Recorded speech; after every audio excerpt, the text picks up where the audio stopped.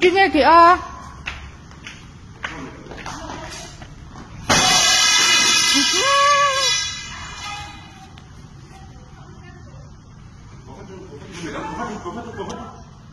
bên thằng. Vào cho kha.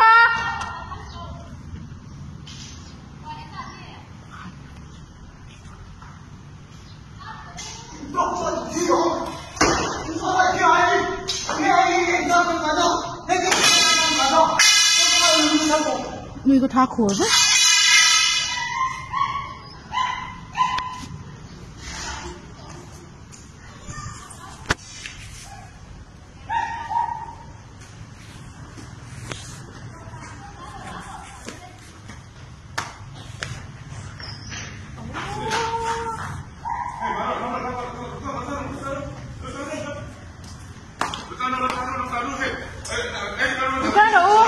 Nó hình xấu quá là nó chưa. Nhưng mà lúc đó đủ. Nó cái sự làm gì? Đào đâu khác đào đâu.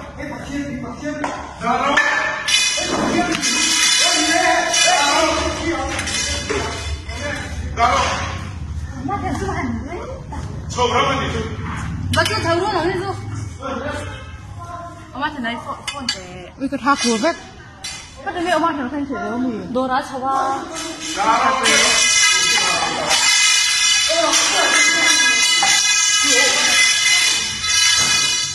네가.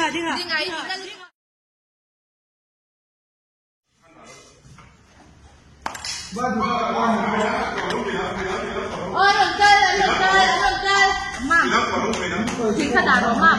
Tiếng khát đào. Em mam tiếng nào?你看见他妈你又说，跟你说这个的。Tiền thế.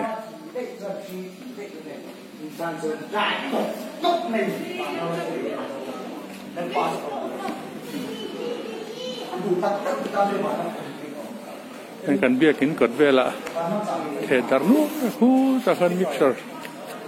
Agak tidur rusak. Hu la ko mixer.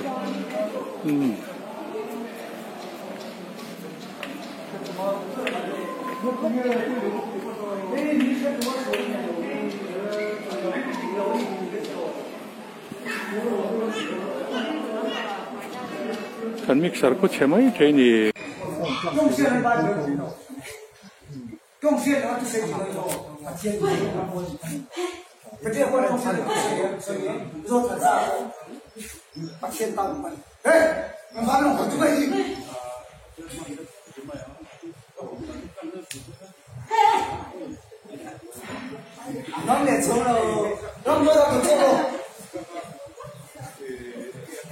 Anh nhị cái nghe mình hụt đàn, anh nghe cái mình hụt đàn.